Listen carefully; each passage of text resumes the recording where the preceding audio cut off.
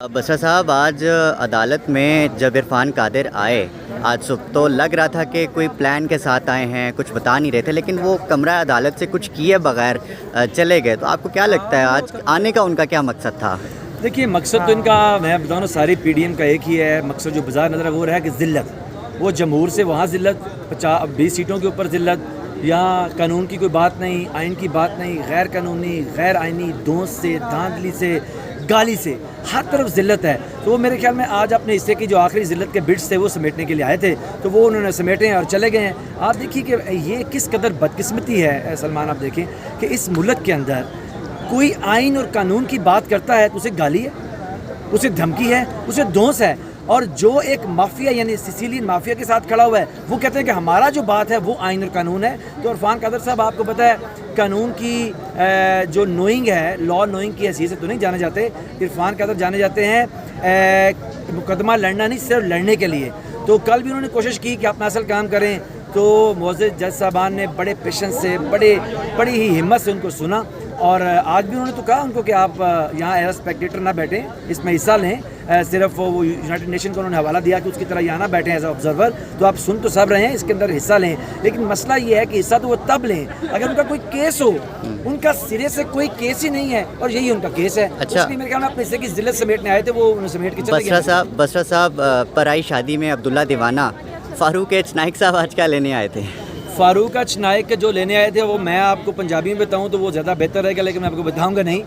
लेकिन अब वो जब तशरीफ़ लाए, हम भी लीगल फ्रेटर्निटी से हैं, तो उन्होंने कहा जी हम बाइकआउट कर रहे हैं। तो कोई अक्लमंद इंसान उसकी उम्र देखे उनकी, अब वो पिराना साली के अंदर चले गए हैं। तो मोअज़्ज़ज़ जज साहब ने कहा कि आप इसका हिस्सा हैं जो बाइकआउट कर रहे हैं। देखिए ना, ये तो ऐसी बात है कि मैं यहाँ बैठ गया हूँ कि लाहौर में होने वाले खाने का मैं बाइकआउट कर रहा हूँ। भाई उन्होंने मुझे बुलाया ही नहीं, मैं खाने का हिस्सा ही नहीं, तो बाइकआउट मैं किस चीज़ से कर रहा हूँ? तो वो आए अपना सिर्फ ये सारा असल में पॉलिटिकल स्टंट हो रहा है। ये कोई लीगल जंग नहीं यहाँ लड़े, क्योंकि लॉ तो इनके साथ खड़ा नहीं है।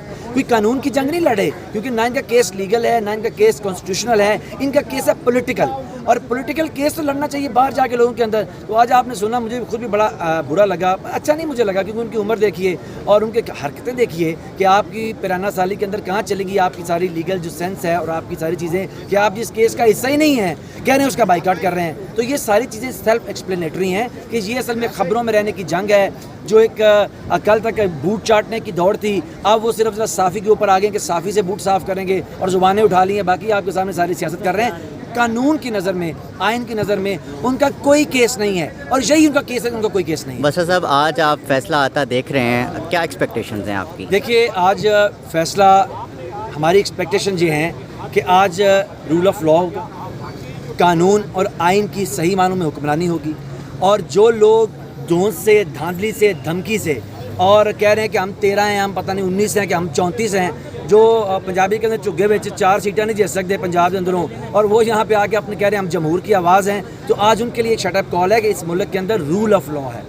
रूल ऑफ लॉ ये है कि जो कानून होगा, जो आइन होगा, उसकी सुप्रीमेसी होगी और उसकी सुप्रीमेसी की इंटरप्रिटेशन करेगी ये कोर्ट्स करेंगी। तो चीज़ बड़ी क्लियर है, आज जो फैसला है, जो भी फैसला है, वो आइन और कानून की हुक्मरानी है, उसकी सुप्रीमेसी है। और बड़ा अच्छा साइन है कि पाकिस्तान के अंदर अब आइन और कानून अपना रास्ता बना रहा है। ये 90 की दहाई नहीं है कि आप वहाँ से अपने पॉलिटिकल जो है वो ले आएँ लोगों को और यहाँ चढ़ दौड़ें और जजेस के कमरों में घुस जाएँ, अपनी मर्ज़ी के फैसले करवाएँ। ना कोयटा रजिस्ट्री वाली चीज़ है और बड़ी ही फॉर्चुनेट है कौम के लिए और अनफॉर्चुनेट है सारे पीडीएम के इस इज्तिमा के लिए कि जस्टिस रमदे साहब जो हैं, अब वो he is no more the part of the legal, ये जो हिस्सा है इसका, और ना ही मलक यूम साहब हैं। तो अब वो कहते हैं ना कि ढूंढ उन्हें चरागे रुखे ज़ेबा लेकर। तो अब वो दिन तो चले गए जब रावी जो फाख्ता उड़ाया करते थे अपना। अब मसला बड़ा क्लियर है, रूल ऑफ लॉ है। मेरे लिए भी, सलमान के लिए भी, XYZ के लिए भी, हर एक के लिए रूल ऑफ लॉ है। इसी से दुनिया आगे चलती है, इसी से मुल्क आगे बढ़ते हैं। और यही बड़ा वाज़िया पैगाम है यहाँ से सुप्रीम कोर्ट के अंदर से कि हम यहाँ से डिक्टेट नहीं होंगे, एक चीज़ से डिक्टेट होंगे और वो है कानून की किताब।